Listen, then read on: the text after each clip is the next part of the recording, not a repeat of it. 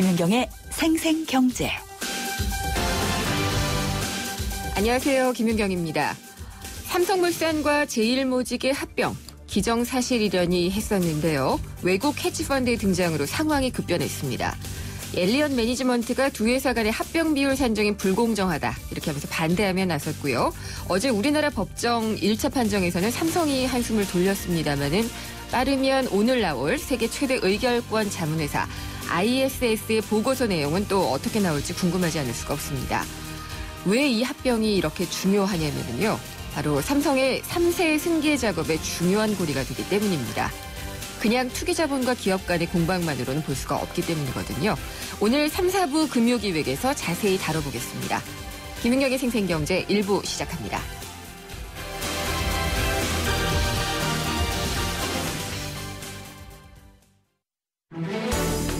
발빠르게 전하는 증시 마감 시황. 따끈따끈한 오늘의 증시 소식과 함께 심층 분석 시작합니다. 오늘의 증시 분석. 김윤경의 생생경제 베러 앤 디퍼런트 르노삼성자동차 제공으로 1부 시작하겠습니다. 오늘 증시 알아보려고 하고요. NH투자증권의 강현철 투자전략부장이 전화로 연결돼 있습니다. 안녕하십니까? 네, 안녕하십니까? 네, 오늘은 시장이 어떻게 끝났나요? 네, 오늘은 이제 금요일이었는데, 이제 코스피 같은 경우에는 장중에 한 10포인트 정도 빠졌었지만, 막판에 이제 낙폭을 많이 줄이면서 마이너스 2.9포인트 빠진 2104포인트에 마감을 했고요. 네. 코스닥도 장중에 출렁임은 많았었지만, 오히려 이제 거래소보다는 약간 소폭 오르면서 769포인트, 거의 오른 건 없습니다. 0.08%니까 그냥 강보합 정도로 마쳤습니다. 코스피는 약보합, 코스닥은 강보합 그 정도네요? 네네. 네, 오늘 수급은 어땠나요? 네, 일단은 전체적으로 수급은 외국인이 장중에 계속 매도를 하다가 네. 막판에 플러스로 돌아서서 27억 원 정도 거래소 주식을 사들였는데 사실 이제 외국인은 크게 의미가 없었던 것 같고요. 거래소나 이제 코스닥이나 각각 연기금이 400억 원, 160억 원 정도 주식을 사면서 상대적으로 이제 장중에는 낙폭이 좀 컸었는데 이 부분을 만회하는데 연기금성 자금들이 많이 이제 좀 도움을 줬던 것으로 보입니다. 이렇게 월 초에도 연기금이나 기관들이 좀 많이 매수하고 그러나요? 근데 사실은 연기금 자금은 약간 예. 이제 누적적인 자금이기 때문에 어떤 계절성이 있다라고 보기 좀 어려울 것 같고요. 네. 계속해서 이제 자금이 이제 돈이 들어오는 부분을 일정 부분 좀 그러니까 집행을 하기 때문에 네. 거의 n분의 1 정도로 보는 게 맞을 것 같습니다. 네. 알겠습니다. 오늘 그러면은 특별하게 변화가 많지가 않았던 것 같은데 특별한 재료는 있었다고 봐야 되나요? 사실은 이제 이번 주는 그 주시장의 환경은 별로 안 좋았는데 네. 주중이나 아니면 오늘까지 상당히 좀 잘 버텼다라고 볼 수 있겠습니다. 네. 예를 들어서 이제 그리스가 브렉시트가 될 거라는 우려감으로 인해서 글로벌 분위기가 굉장히 안 좋았지만 반대로 이제 코스피나 코스닥 시장은 이번 주는 거의 5거래일 연속 뚜렷한 상승을 보였기 때문에 대외 악재에는 상당히 좀 이렇게 둔감한 모습을 보였고요. 네. 앞서 이제 장중에 코스피가 좀 많이 빠졌다 말씀을 드렸었는데 그 장중에 중국 증시가 요즘 계속해서 빠지고 있는데 네, 오늘도 많이 빠지고 있나요? 그렇죠. 현재까지 3% 빠졌었는데 아까 점심때만 해도 한 7% 정도 빠지면서 네. 국내에서도 약간 이로 인한 충격이 좀 있었는데 예. 그리스에 이어서 중국도 굉장히 좀 변동성이 큰 흐름을 보였지만 우리나라 주시장은 양시장 모두 강보합 아니면 약보합으로 잘 버티는 모습을 보였습니다. 네.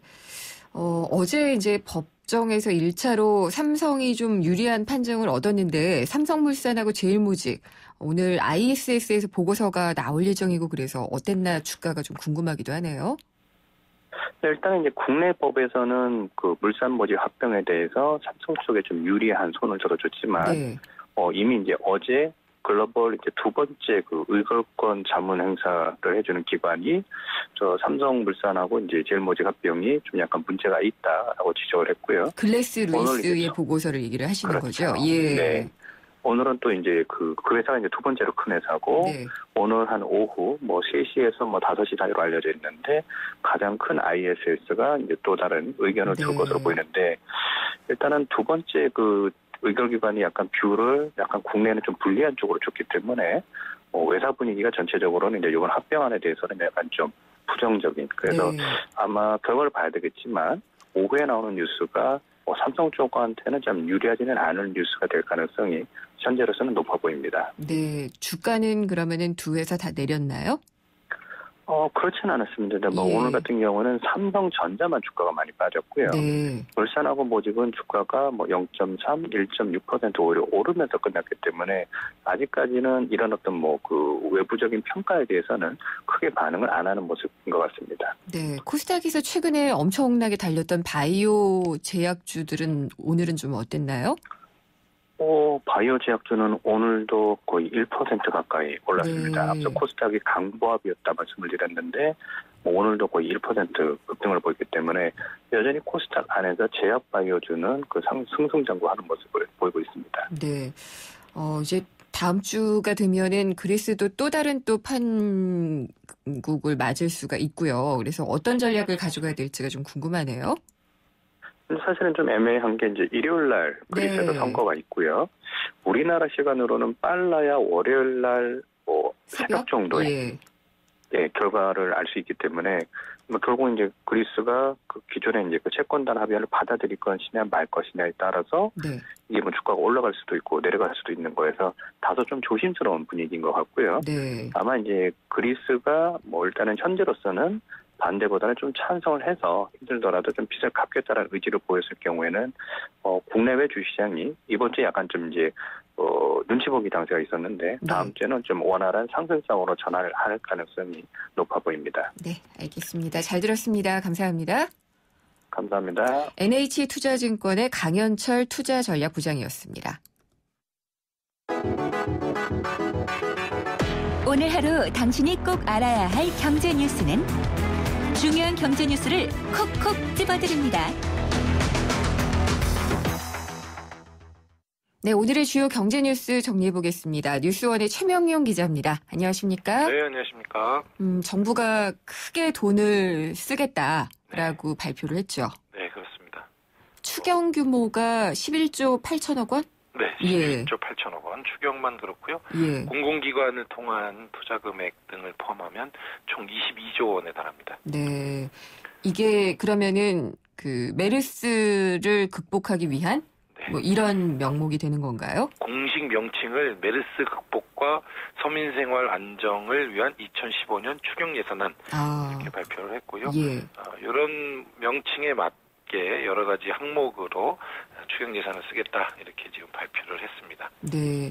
그러면은 지금 얘기가 되는 걸로는 어떤 식으로 쓰여지는지 어떻게 배정이 되는지도 좀 궁금하네요. 네.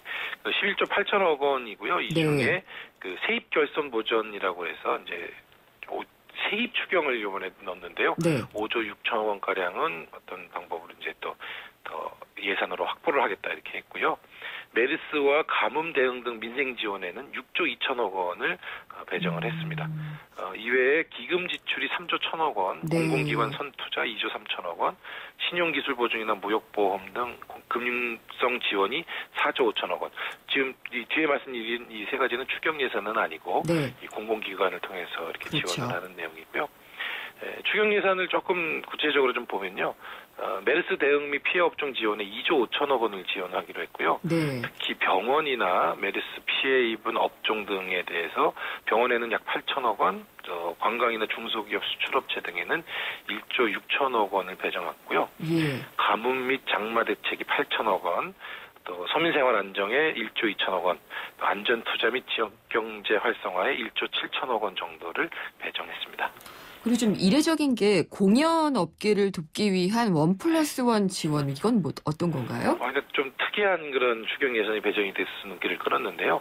말씀하신 것처럼 공연 티켓을 한 장을 사면 정부 재원으로 한 장을 더 이렇게 지원하는 1+1 이벤트를 하겠다고 합니다. 모든 공연에요? 모든 공연은 아니고요. 연극, 음악, 무용, 국악 등 좀 이렇게 소외받았던 그런 문화 산업이고요. 영화나 스포츠 경기는 포함이 되지 않습니다. 특별하네요, 이거는. 예. 그리고 티켓 예매 사이트 통해서 구매를 하면 한 장이 더 발급이 되는 거니까요. 개인당 2매까지, 그러니까 총 4장을 받을 수 있겠죠. 네. 그리고 또 임금 피크제 도입한 기업에 대한 지원 이런 것도 좀 구체적으로 나왔죠. 그렇습니다. 이건 한번 예고가 됐던 내용이긴 한데요. 임금 피크제를 적용을 하고 신규로 청년을 채용을 하면 꽝에 대해서 중소기업은 1,080만 원, 또 대기업이나 공공기관은 540만 원을 연간 지원을 하고요. 2년 한시적으로 지원을 할 예정입니다. 이게 원래 내년부터 하려다가 좀 당겨서 하는 거죠. 그렇습니다. 네. 예. 그리고 이 세월호 선체 인양을 지원하는 부분도 있더라고요. 네, 그렇습니다. 세월호 선체 인양에는 406억 원을 신규 투입하기로 했는데요. 사전 준비 작업 비용으로 106억 원을 배정을 했고요.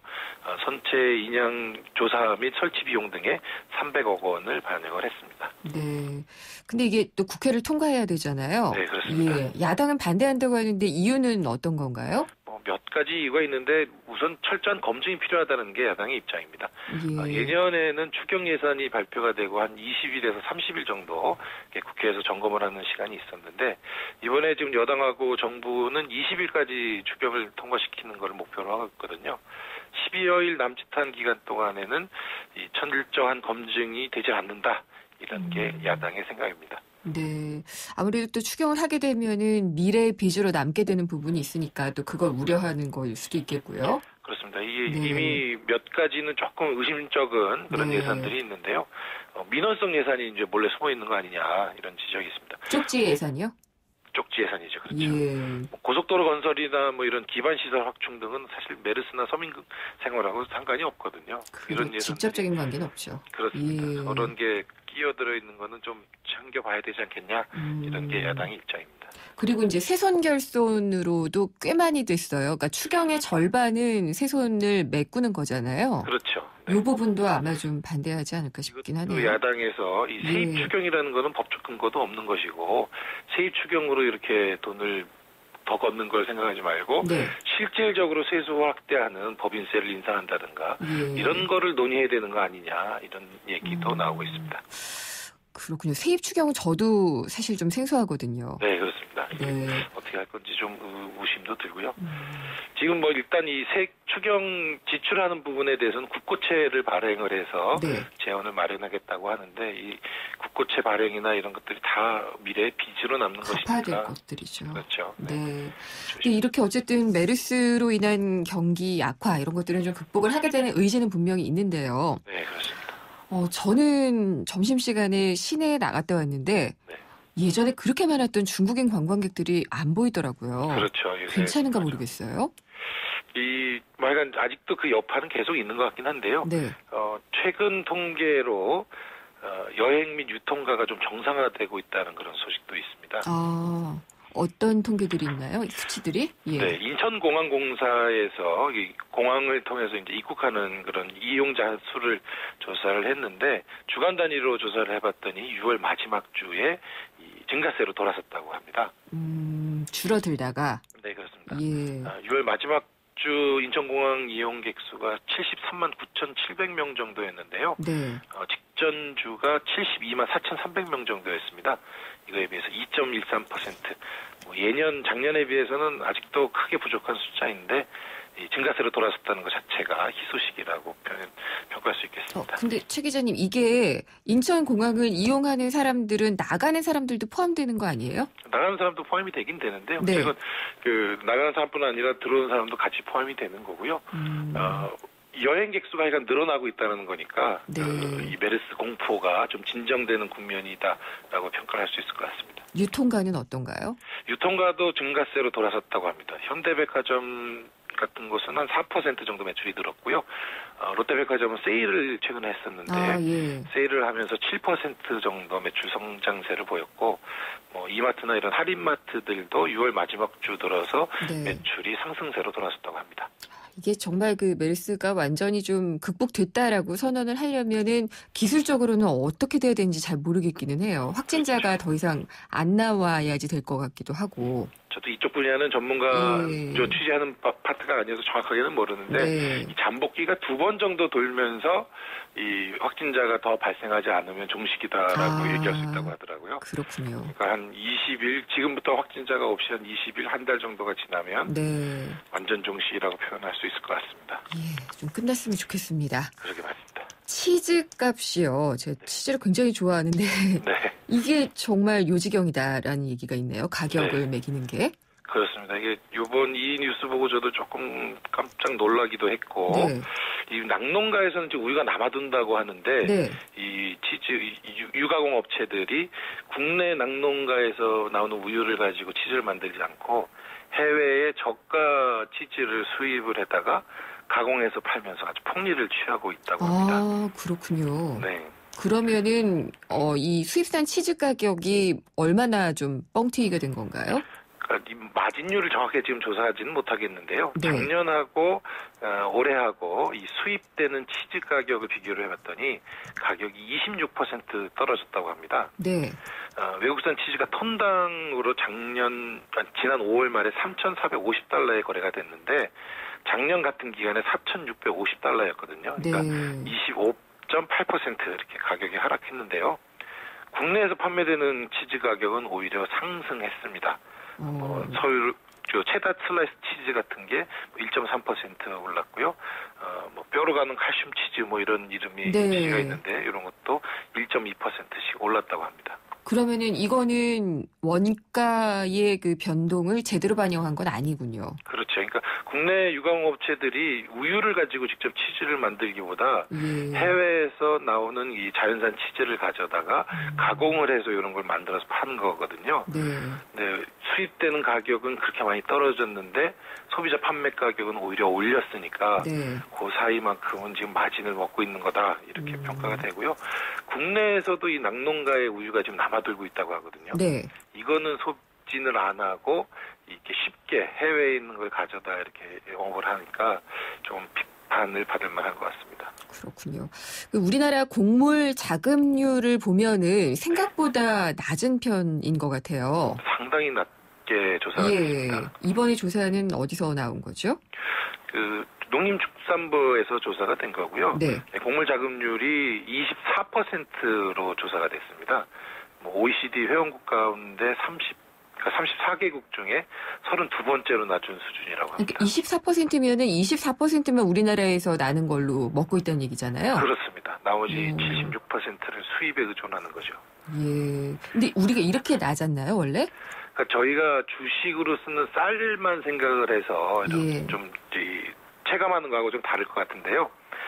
쌀의 자급률은 한 80% 정도 됩니다. 네. 근데 쌀을 제외한 콩, 밀, 옥수수 이런 곡물들은 거의 대부분 수입에 의존을 하고 있어서요. 전체적으로 따졌을 때 곡물 자급률이 24%밖에 안 되는 걸로 조사됩니다. 네. 이렇게 되면은 또 시장이 불안정해지면은 수입 가격 불안해지고 국내 물가도 또 불안해지는 결과가 있을 텐데 걱정이네요. 이 농촌경제연구원이 온난화에 따른 이 기후 변화로 곡물 수급 현황 이런 것을 예측을 해본 조사가 있는데요. 2050년이 되면 우리나라 쌀 생산량이 181만 톤으로 작년이 420만 톤이었는데 절반 이하로 떨어질 거라고 합니다. 알겠습니다. 예, 여기까지 듣도록 하겠습니다. 감사합니다. 네, 고맙습니다. 뉴스원의 최명룡 기자였습니다.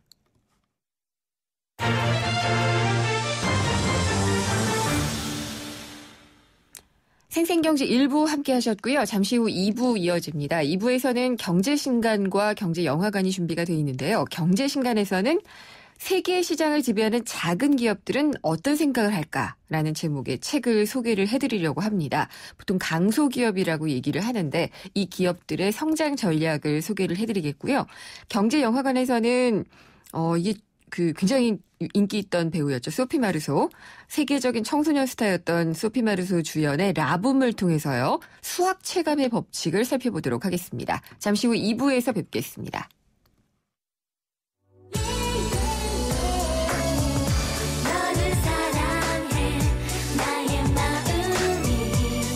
안녕하세요. 라일이 엄마 SS의 슈입니다.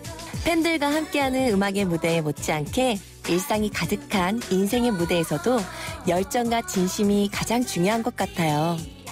24시간 열정과 진심으로 채운 음악, 뉴스, 시사 프로그램까지 94.5MHz YTN 라디오는 가장 감동적인 삶의 무대입니다.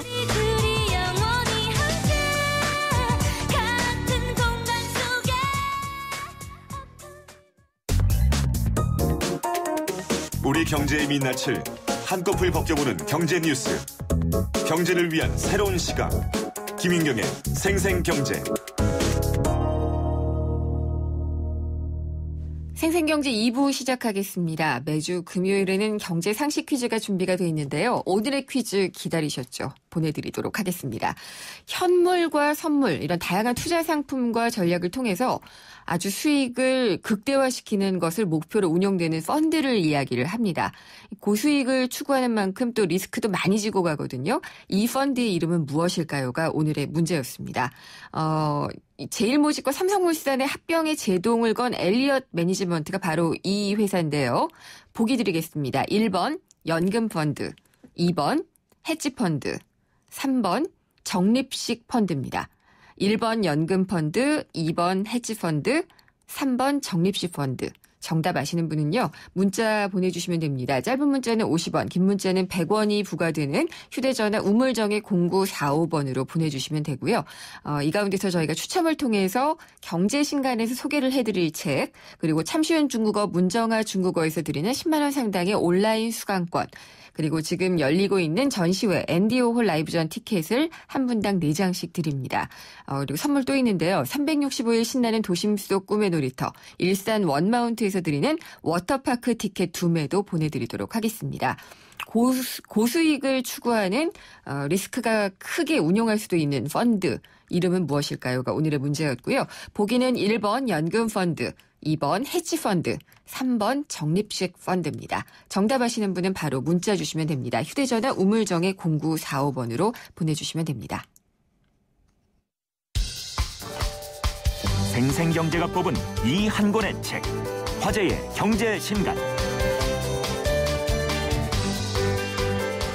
네, 금요일에 만나는 경제신간입니다. 홍순철 북칼럼니스트 나오셨습니다. 안녕하십니까? 안녕하세요. 오늘 소개해 주실 책은 제목이 되게 길어요. 깁니다. 네. 세계 시장을 지배하는 작은 기업들은 어떤 생각을 할까? 네. 제목 책인데요. 번역 제목이 이렇게 긴 건가요? 그렇습니다. 네. 이 책의 저자는 안자이 히로유키라는 일본 분이 책을 썼는데요. 일본 책이군요. 예, 작은 기업, 우리로 이야기하면 중소기업이라고 이야기할 수 있겠죠. 한 통계에 의하면 일본 기업의 99.7%, 유럽 기업의 99.8%, 미국 기업의 99.9%가 중소기업이라고 그럽니다. 이게 어떤 숫자로 그런 건가요? 예. 그러니까 전체 수를 가지고 비교를 해보면 이렇다는 건데요. 네. 우리나라의 경우도 중소기업의 비율이 전체 기업의 비율 가운데 99.9%. 역시 숫자로는 많군요. 예. 숫자는 그런데요. 매출 규모, 종사자 수, 그건 또 다르죠. 내실을 따져보면 사실 확연히 다른 현실과 마주하게 됩니다. 우리나라에서도 중소기업 그러면 사실 이미지가 대기업의 하청, 낮은 연봉, 열악한 근무 환경, 젊은이들이 잘 안 가려고 하는 그런 항상 인력난에 시달리죠. 그렇죠. 이 중소기업에 대한 부정적인 편견이나 고정관념이 존재하는데요. 사실 대한민국 그러면 정부 주도의 수출 드라이브 정책으로 성장해왔기 때문에 대기업들 위주의 정책들, 그러다 보니까 중소기업들은 소외될 수밖에 없었습니다. 네네. 그런데 지금 세계를 한번 들여다보면 엄청나게 다른 변화들이 감지가 되고 있습니다. 네. 빠른 속도로 세상이 변화하고 있고 규모에 의한 대기업의 일방적인 소통 전략은 먹혀 들어가지 않고 있고요. 인터넷과 소셜 네트워크에서는 가치 소비가 확산이 되고 있습니다. 네. 고객의 니즈가 점차 다양해지고 있고 우리가 롱테일 경제학이라고 그러죠. 다품종 소량. 옛날에는 전시할 수 있는 매장 공간이 한정이 돼 있었기 때문에 다 보여줄 수 없었지만 지금은 인터넷에서 모든 것들을 다 볼 수 있는 세상이기 때문에 롱테일 경제학의 시대가 열리고 있고요. 그러면서 강소기업, 히든 챔피언의 중요성이 강조가 되고 있는데 이 책은 바로 이 전 세계의 강소기업, 히든 챔피언들의 세계를 소개하고 있습니다. 근데 이게 남의 나라는 그런 것 같은데요. 우리나라 사정을 보면은 저도 중소기업 취재도 많이 했는데 늘 어려운 점이 더 많아요. 맞습니다. 잘 나간다라고 얘기를 하기에는 지금의 고통들이 좀 많기 때문에 좀 현실적이지 않다라는 생각도 드는데요. 그래서 더더욱 이 책이 필요한 이유인데요. 전 세계의 중소기업들, 히든 챔피언들은 어떤 방식으로 돌파구를 찾아가고 있는지를 우리가 함께 스터디를 해야 된다는 거죠. 글로벌 기업을 뛰어넘어 세계 1등으로 거듭난 강소기업의 성장 비밀이라는 부제가 적혀 있는데요. 일본의 경영 컨설턴트인 안자이 히로유키는 이 책을 통해서 세계 시장을 지배하는 강소기업들을 소개를 하고 있습니다. 예를 들어 온라인 마케팅 기업 허브스팟이라든가 온라인 게임 회사 미니클립, 또 의료 기업체 콜만, 계단 제조 회사 린탈 등 예. 이름은 조금 생소하지만 자기만의 분야에서 원천 기술을 보유하고 있거나 독보적인 위치를 차지하고 있는 이 강소 기업들의 세계를 소개하고 있는데 그 성장세가 정말로 무서운 상황이라고 그럽니다. 네. 특히 이 책의 전반부에는 저자가 직접 컨설턴트로 활동했던 이탈리아의 강소 기업들의 사례가 다수 등장하고 있는데요. 예. 이탈리아 그러면 독일과 프랑스의 틈바구니에서 나름대로의 히든 챔피언 전략을 갖고 있다고 그럽니다. 이탈리아가요? 예. 국가적인 정책 브랜드가 바로 이러한 어떤 강소기업 육성인데요. 네. 이탈리아의 제조업체들의 사례는 사실 우리 또한 중국과 일본 사이에서 참 애매한 포지션을 갖고 있는데 네. 우리가 어떠한 방향으로 강소기업들을 육성해야 될지 보여주는 좋은 지침이 될 수 있을 것 같습니다. 궁금한데요. 예. 한번 책의 내용 들어보도록 하겠습니다.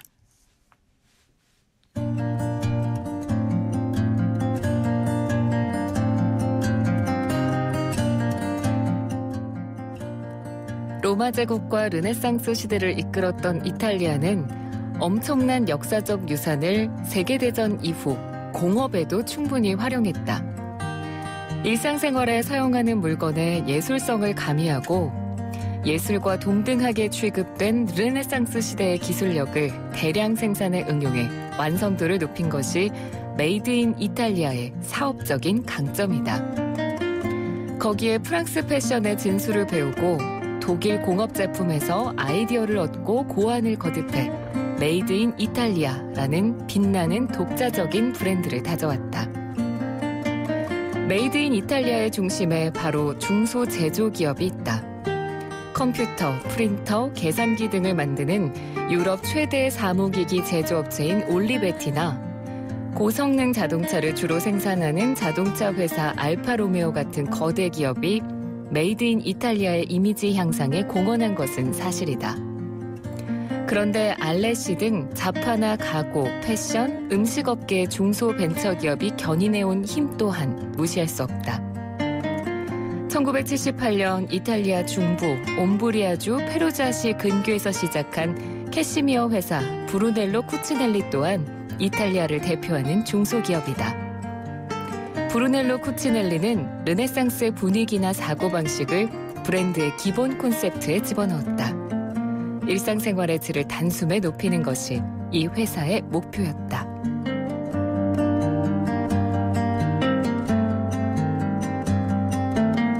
기업들 막 하나하나 드니까 잘 모르는 것 같다가 뒷부분을 가니까 좀 아는 기업들이 예. 나오는데요. 저는 모르는 기업이 대다수였는데 알레시, 뭐 브루넬로 쿠치넬리 이런 건 제가 좀 알 것 같아요. 예. 네. 그 이탈리아가 이 예. 메이드 인 이탈리아는 앞서 우리가 낭독을 통해 들은 것처럼 이 프랑스 패션의 진수, 네. 독일 공업 제품 여기에 그렇죠. 아이디어를 얻어서 뭐 좀 독특한 네. 독자적인 브랜드를 만들어 가고 있다라는 거죠. 그래서 이탈리아에 우리가 참 잘 이름은 듣지 못했던 네. 예, 히든 챔피언들이 상당히 많이 있다라고 네. 소개가 되고 있는데요. 이렇게 책의 전반부에는 저자가 직접 컨설팅을 했었던 이탈리아의 유명한 강소기업들의 사례가 많이 소개가 되고 있고요. 네. 후반부로 들어가면 이탈리아 기업뿐만이 아니고 전 세계의 중소기업들이 어떻게 성공할 수 있는지 네. 그 경영 키워드를 4가지를 뽑아 소개를 하고 네 있는데 가지가 어떤 건가요? 우리가 뭐 보통 뭐 비전, 인재, 역량 이런 건 너무나 당연한 것들이고요. 이건 경영학 교과서에 나오는. 그렇죠. 히든 챔피언들은 좀 다른 전략을 써야 된다는 뭘까요? 이야기를 합니다. 첫 번째가 디자인이고요. 아, 알레시 이런 데가 디자인이 굉장히 독특해요. 네. 네. 두 번째가 룰 메이킹, 세 번째가 오픈, 네 번째가 로컬인데요. 예. 이 4가지 키워드를 가지고 중소기업들의 성공 전략들을 소개를 해주고 있는데 먼저 디자인 이야기를 해보죠. 네. 사실 중소기업들에게 디자인 이야기를 하면 야 우리는 생존이 그럴 힘이 여력이 없어. 디자인 이런 거 뭐, 예. 그렇게 이야기를 합니다. 그렇죠. 디자인을 사치라고 생각을 하는데요. 하지만 이 책에서 이야기하고 있는 디자인은 단순히 상품을 보기 좋게 만드는 일종의 스몰 디자인이 아니고요. 세계적 강소기업들은 빅 디자인으로서의 디자인의 개념이 확장이 되어 있다고 합니다. 빅 디자인은 뭘까요? 예, 이게 단순히 제품, 서비스를 어떻게 좋게 만들 것인가의 문제가 예. 아니고 조직 이념, 회사의 조직 이념, 네. 그리고 업무 프로세스, 사회 현상, 사람들에게 전하고 싶은 메시지 자체를 디자인하는 겁니다. 디자인의 개념이 이제 커다랗다 그래서 네. 빅 디자인인데요. 네. 디자인을 중요하게 생각하는 이탈리아 강소기업들, 예를 들어서 가정용 레인지 후드 제조사인 엘리카 그룹은 독특한 디자인 컨셉을 갖고 있는데요. 네. 디자인과 동떨어진 물건을 디자인한다. 우리가 보통 가정용 레인지 후드 그러면 그냥 뭐 그렇죠. 위에 달려있는 예, 거라서 이게 지붕 무슨 같은. 네. 디자인이 필요해라는 생각을 할 수 있는데 이걸 디자인한다. 디자인과 동떨어진 물건을 디자인한다는 전략으로 성공한 케이스라고 그럽니다. 그렇군요. 그러니까 단순한 제품을 파는 것이 아니라 일종의 문화 가치를 판다라는 이탈리아 기업들의 빅 디자인 전략이 이탈리아의 수많은 강소기업들을 히든 챔피언으로 이끌 수 있는 비결이었다라고 최근 이야기를 하고 있는데 메이드 인 이탈리아가 아니라 메이드 인 코리아 제품들이 추구하고 있는 빅 디자인 전략은 무엇인지 고민해 볼 필요가 있다라는 거죠. 우리는 그냥 입는 것에서 디자인을 어떻게 달리할까 이 정도만 그렇죠. 고민을 하고 있는 것 같은데 없는 것을 만들어내는 디자인도 좀 있지 않은가 이런 생각이 언뜻 들기는 하네요. 나머지 이제 디자인 외에도 요소들이 있었잖아요. 네. 룰 메이킹 이거는 어떤 건가요? 예, 두 번째 키워드가 룰 메이킹이었죠. 예. 아직 규칙이나 표준이 형성돼 있지 않는 시장에서 규칙을 만드는 사람이 강력한 힘을 지배할 수 있습니다. 예. 룰 메이커가 되면 된다는 거죠. 네네. 그러니까 치열하게 경쟁하는 시장에 뛰어들어서 팔로워가 되지 말고 뭔가 새로운 시장에 들어가서 네. 스스로 룰을 만들어라. 이거는 우리나라 기업들한테 많이 강조가 되는 그렇죠. 거죠. 예. 사실 디지털 혁명으로 인해서 요즘 라이프 스타일이 아주 혁신적으로 많이 네. 바뀌어가고 있습니다. 이 틈새를 잘 파고들면 새로운 표준을 만들어줄 수 있는 룰 메이커가 될 수 있다라고 저자는 이야기를 하고 있고요. 네. 세 번째가 강소기업들. 네. 오픈입니다. 네. 이 얘기는 뭐 많이 들었을 거예요. 오픈 소스 전략이다라든가 뭔가 좀 이게 더 이상 역행할 수 없는 시대의 흐름인데요. 오픈이 중요한 이유가 일단 오픈을 해놓으면 이것에 걸맞는 협업 업체들을 많이 이끌어낼 수 있다는 겁니다. 네, 그렇죠. 협업을 위한 발판을 마련해주고 새로운 가능성을 열어주기 때문에 네. 오픈이 강소기업들에게 특히 중요하다라고 이야기를 하고 있고요. 마지막이 로컬이었는데요. 사실 우리가 이제 세계화로 진입하면서 많은 네. 기업들이 세계화, 글로벌 전략, 뭐 이런 걸 얘기를 하는데 큰 것들 네. 목표를 갖고 있습니다. 하지만 저자는 실제로 작은 규모의 기업들이 활동하는 데 있어서 로컬이 얼마나 중요한지를 깨달아야 된다라고 이야기합니다. 네. 일단 그 기업이 속한 지역에서 성공하고 지역에서 이름이 좀 알려져야지만 이게 차근차근 외부로 확산될 수 있다라는 건데요. 네. 중소기업들 성공하기 정말 힘든 환경인 건 분명하죠. 하지만 많은 기업들이 가능성이 없어 라고 이야기를 하고 있는데 없는 것인지 못 본 것인지 네. 한 번쯤 짚어봐야 될 것 같고요. 기회와 가능성이 없다며 절망만 하고 있을 게 아니라 연구하고 공부하고 새로운 성공 공식을 찾다 보면 분명한 답을 찾을 수 있다라고 이야기를 하고 있는데 이 책은 네. 중소기업 종사자들에게 정말로 통찰력을 제시해 줄 수 있는 그런 책입니다. 그렇군요. 한간 뭔가 좀 다른 그 관점에서 바라볼 수 그렇죠. 있는 그런 걸 전해주는 책인 것 같습니다. 오늘 말씀 잘 들었습니다. 감사합니다. 네, 감사합니다. 홍순철 북칼럼니스트였습니다.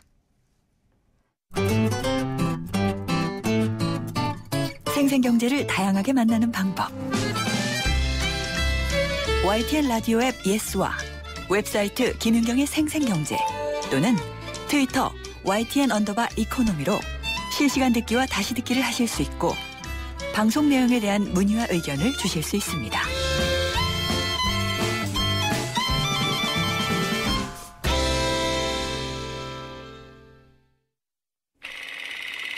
risposta a tutto. Se voglio fare contento, Totò, ora ti conto una cosa.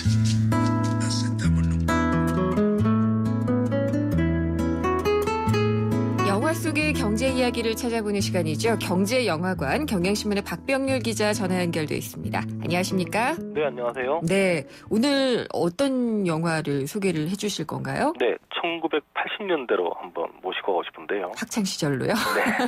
네. 예. 1980년대 책받침 스타라고 있었죠. 책받침 스타요? 네. 있었죠. 장구경, 네. 주윤발 뭐 이런 이런 분들 맞습니다. 얘기하시는 건가요? 네, 여학생들이 좋아했던 사람들이고요. 네. 남학생들의 우상이 있었는데 네. 그 중에 한 명이 보면 소피 마르소였습니다. 아, 제 우상이기도 합니다. 아, 그런가요? 네. 그다음에 뭐 비비캐츠, 브루실즈 예, 이런 정말 이뻤죠. 다들. 네, 추억의 이름들인데 네. 이 소피 마르소를 세계적인 스타로 만든 영화 라붐인데요. 네. 오늘은 이 이제 라붐에 대한 좀 이야기를 할까 합니다. 아, 이 사실 최근에 예. 그 일부 그 드라마라든가 네. 코미디물에서 남자친구가 이제 여자친구에게 헤드폰을 이렇게 씌워주는 이런 그 패러디되는 장면들이 한 번씩 나오는데요. 네. 여기 바로 이 라붐에 나왔던 그 장면이고요. 리얼리티라는 음악이 딱 흐르죠. 바로 예, 맞습니다. 네. 네, OST죠. 이게 1980년 라붐에서 나왔는지는 아마 잘 모를 거예요. 네, 맞습니다. 네. 여기 재밌는 게, 이 1980년대 영화이긴 한데, 우리가 많이 본 영화인데요. 네. 실제로 정식으로 국내에서 극장 개봉된 것은 2013년이 처음이라고 합니다. 아, 이게 그랬었던 것 같네요. 그렇죠. 그게 판권이 네. 없었던 거죠. 맞습니다. 예. 그 당시에는 비디오물, 그리고 이제 TV물로만 우리가 봤고요. 네. 프랑스 제작사에서 정식 판권을 국내 배급사에 판 적이 없습니다. 기록을 예. 찾아보면 서울과 부산에서 한 차례씩 시사를 연 것이 전부입니다. 네. 저는 TV에서 봤어요. 네, 대부분 다 TV 아닙니다. 비디오입니다. 더빙된 걸로. 네. 네. 그래가지고 이 라붐 개봉할 때 다들 가서 이 리얼리티를 열창을 해야 된다 해서 제가 다 말렸던 기억이 나네요. 네. 그게 2년 전, 3년 전이었군요. 네. 네. 내용은 잘 기억이 안 나요. 네, 어떤 거였죠? 그렇죠. 예. 이어폰 씌워주는 장면, 헤드폰 그렇죠. 씌워주는 예. 장면만 기억이 나고요. 네. 13세 소녀 빅, 이 소피 마르소가 연기를 했는데요. 네. 요 이제 빅의 성장기를 담은 성장 영화다 보시면 될 것 같습니다. 파리로 전학 온 빅은 이제 친구들이 주최한 파티에서 잘생긴 친구 마튜를 만나게 되는데요. 네. 요 이제 마튜에 대해서 가슴앓이를 하면서 이 친구를 좋아하는 그런 얘기입니다.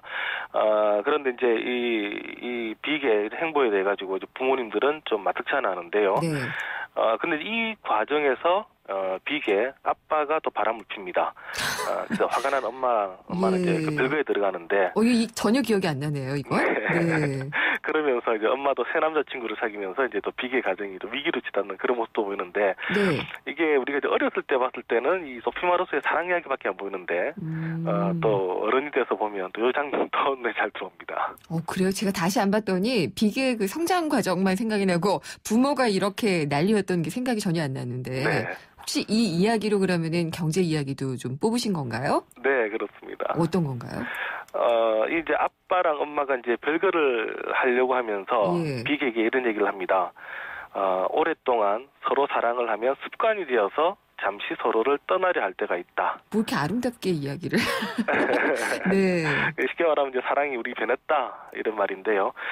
보면 이제 생물은 무한히 자라지 않습니다. 네. 또 우리 경제도 보면 무한정 성장을 할 수가 없는데 사람의 심리 이런 사랑도 마찬가지인 것 같습니다. 계속해서 뜨거워질 수만 없는데 경제학에서는 이런 현상 수학 체감의 법칙으로 또 설명을 할 수가 있을 것 같습니다. 수학 체감의 법칙, 한계 효용의 법칙인 줄 알았더니 수학 체감의 법칙이군요. 네. 좀 더 구체적으로 좀 설명을 해주세요.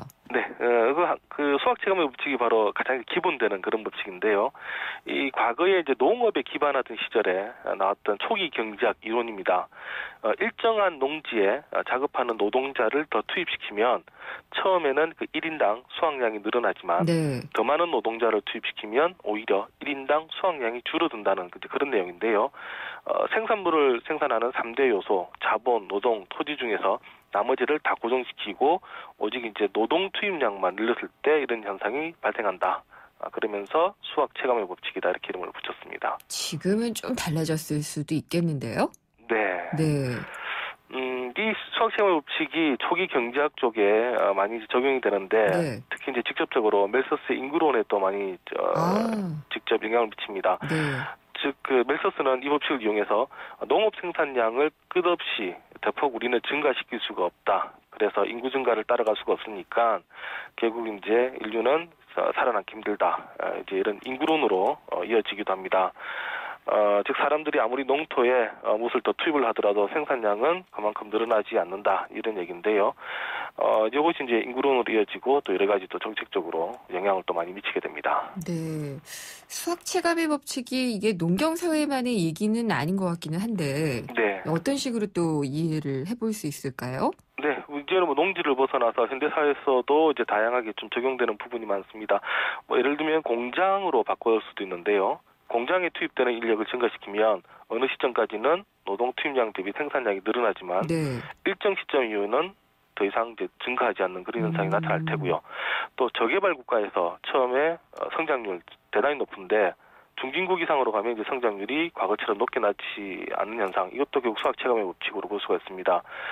집값도 마찬가지인데요. 처음 이제 가격이 낮을 때는 어느 정도 공급량, 이제 수요량이 늘어나면 집값이 확 크게 뛰는데, 하지만 어느 시점에 가면 또 이 가격 상승이 더뎌지는 현상, 이렇게 이제 다양하게 수학 체감의 법칙은 많이 일어나는 것 같습니다. 최근의 경제 현상이나 이런 데서는 찾아볼 수 있나요? 네, 미국이 주도해온 양적 완화 효과도 사실 수학 체감의 법칙이 적용이 되는데요. 네. 초기에는 이 양적 완화 아주 잘 적용이 됐습니다만 계속해서 돈을 풀다 보니까 점점 이 수학, 즉 양적 완화에 따른 효과가 떨어지고 있습니다. 심지어는 이제는 이제 자산 버블까지 유도하면서 돈을 더 풀어도 경제에 미치는 긍정적인 요인이 점차 감소를 하고 있는데 이것도 역시 수학 체감의 법칙이 적용되고 있다, 이렇게 보실 수가 있을 것 같습니다. 중앙은행들은 반대 의견을 내지 않을까요? 네, 양적 완화 효과 있다, 이렇게 얘기할 것 같은데. 같은데. 과거처럼 초기에 막 시작했을 때에 비해서는 확실히 이제 성과는 좀 떨어진다라는 것은 뭐 크게 또 부인을 하지 않는 것 같습니다. 아, 그래요? 그렇군요. 이 영화의 주인공 빅도 이 수학 체감의 법칙을 겪는다면서요? 네. 처음에는 이 마튜를 너무 좋아해서 막 따라다니는데요. 네. 그런데 이제 나중에 이제 자신의 생일에 또 다른 남자친구가 찾아오는데 이 친구에게 또 눈이 꽂힙니다. 아, 이거는 한계 효용의 법칙이라니까요. 네, 연결이 되는 거죠. 네. 나중에 이제 마지막으로 이제 춤을 추는 친구가 바로 이제 새로운 남자친구인데, 네. 앞서 말씀드린 것처럼 이 수학 체감의 법칙을 개인이 얻는 만족감, 즉 효용에 적용한 것이 바로 한계 효용 체감의 법칙입니다. 네. 그러니까 이제 효용이라는 단어를 이 수학 체감의 법칙에 합친 거죠. 예, 그게 바로 이제 아까 말씀하신 한계효용 체감의 법칙으로 보시면 될 것 같고요. 네. 오늘 추가 경정 예산안을 또 정부가 또 발표를 했는데, 이런 것도 역시 수학 체감의 법칙 혹은 이제 한계효용 체감의 법칙으로 바로 이제 설명이 되는데요. 어떻게 설명할 수 있을까요? 네, 일단 한번 확장 재정을 통해서 돈을 투입하면 그 뒤에는 갈수록 더 많은 돈을 투입을 해야 초기와 같은 성과를 얻을 수 있다, 이렇게 볼 수 있을 것 같습니다. 네. 사실 2013년에 처음에 이제 박근혜 정부가 처음으로 추경을 했었고요. 네. 또 작년에는 추경을 안 했습니다만 또 46조 원에 이르는 또 재정 보강을 했습니다. 그래서 이제 올해는 더 이상 뭐 추경이나 이런 이제 확장 재정 없다, 이렇게 했습니다만 결국은 다시 또 최고 22조 원에 이르는 또 추경을 하겠다 발표를 했는데, 이것처럼 이 어떤 인위적으로 부양을 해서 얻었던 성과 같은 경우는 계속 유지를 하기 위해서는 더 많은 돈을 유지를 해야만 이 수학이 떨어지지 않는 그런 현상이 벌어지니까 이것도 역시 이제 수학 체감의 법칙이 적용하고 있다, 이렇게 보셔도 뭐 무방할 것 같습니다.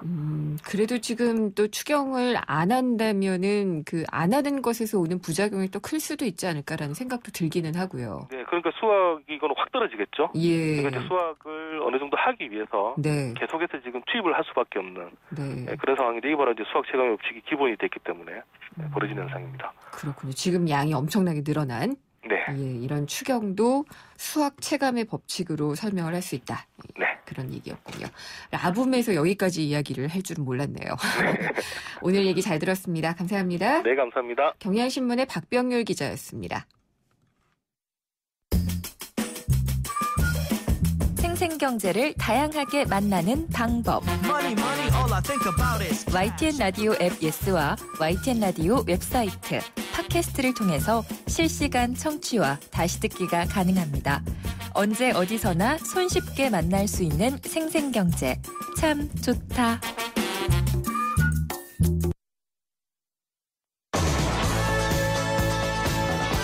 김은경의 생생경제 2부 포스코와 함께했습니다.